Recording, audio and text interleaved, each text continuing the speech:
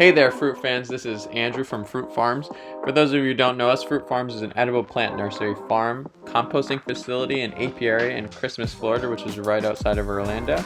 This is a little update about what we have going on in the farm. We hope you enjoy. First major update is breaking ground on our new nursery stock area. So we had this as a field of sable palms. We took out some of the trees a while ago to make a demonstration field, so we have rows of trees planted over there. We planted those a few years ago, so we made some of those rows, but we didn't get all the sables out until recently. Took those out, leveled everything, and we're going to put ground cover, a fence, putting telephone poles with shade cloth to make it more of a shade nursery, to make it a nice experience for all of our guests who come out and visit the farm. And it's right at the front of the property, so that's kind of better than where a lot of our nursery areas are now, because we have plants kind of all around the property. We are trying to consolidate everything here, so that's going to be exciting. We got in all kinds of size pots so that we have stuff available whenever customers want to buy them and whenever we need to pot anything up, all the way from 65 gallon to 1 gallon pots. So that's cool. We also got in this giant 40-yard load of topsoil from Reliable Peat and started potting stuff up immediately. So these are Chair of the Rio Grande. We planted into 3-gallon pots. Also got a big loquat. It was champagne, but we grafted Vista White on it into 65. That's a 25-gallon Grumi Chama and a 45-gallon Cogshell Mango we potted up. We start by putting the soil from Reliable Peat, and then we top dress with this compost. It's made from food scraps from O-Town Compost, and it's just gorgeous. It's the best soil you can use. This compost is absolutely phenomenal. We use it on all of our plants, and we sift it to be this level when we're putting it on our potted plants. We don't do that for in-ground plants, but we sift it using a prospector pan, and then we use the mulch that we get from our screens and top dress with that. So this is the smaller composted mulch, but we also have a larger composted mulch from the bigger screen, and we put that on the 15-gallon and bigger plants. Even though we have our new nursery area coming up, best laid plans, we kind of need something in the meantime. So we're growing faster than we're able to build the new nursery. So in the meantime, this garden, which my brother and I actually fenced in for my grandfather when we were little kids, is where we're putting our plants for now. So this area is perfect because it's fenced in, it's protected from the deer and other predators that we have out here. And that oak section over there is where we were planting stuff for a while, but the deer eventually found that too. So even though I had everything kind of confined close together, some of the avocados got eaten. This is a big Lula avocado, so we're using that for seed stock so we can graft more avocados. I'm getting big into grafting, and we want to do a lot more propagation by ourselves. So we are doing a lot of cocktail Japotacaba. This is a Sapukaya, which is a rare variety that's beautiful pink new growth. So I'm using this to make more cocktail Japotacaba. Behind it, I have a Restinga fruiting Japotacaba as well as a large Grimmel Japotacaba, and I make these little 7-gallon cocktails with them. So you use Sabra rootstock, and then you develop it with all the other varieties. I got some Thai Dwarf Everbearing mulberries, and these are the 7-gallon necks that are coming up that I'm going to use to make cocktails. So this cocktail that I've already developed has Restinga. This one has beautiful, beautiful new growth. Look how pretty that is. So that's beautiful. Then Sapukaya has those pretty pink leaves. Grimmel has less pretty leaves, but it gets a really big fruit, so it's okay. And that graft's doing really, really well. It also has red and Paulista on there as well. So all kinds of cool rare Japotacaba. Then I also have a 7-gallon that has RDP, Branco Otto Anderson, as well as Grimmel.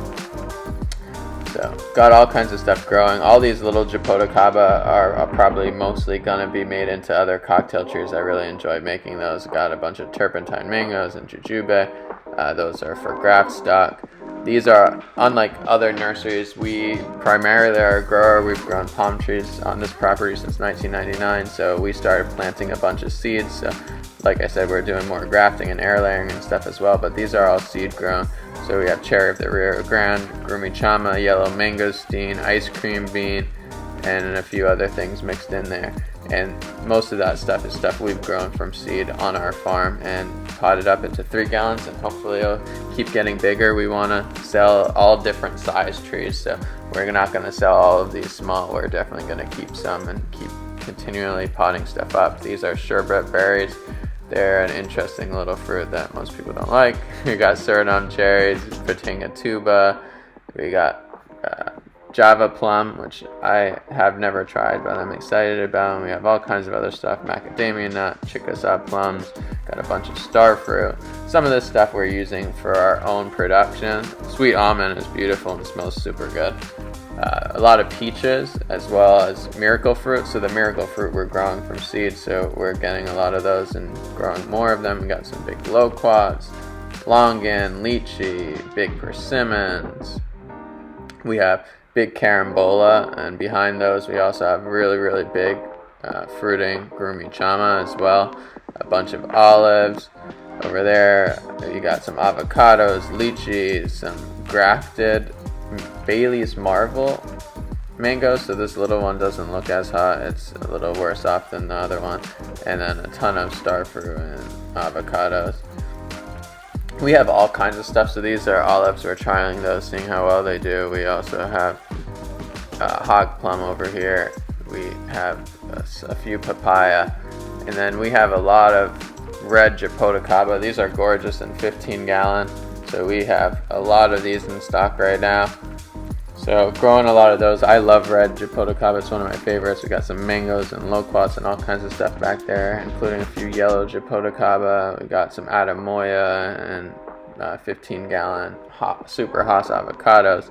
This is a cogshell mango I'm using for grafting so that I can graft a little bit more, and a big loquat. I grafted Vista White. It was a champagne, which is a great variety as well, but the Vista White is a huge fruit and it's one of my favorites. So I'm grafting that, and probably Pelushi and Big Jim as well to make cocktail loquats. This is a Sabra Japotacaba. It's fruiting like crazy. I got these new plant labels I'm really excited about to show our guests what everything is.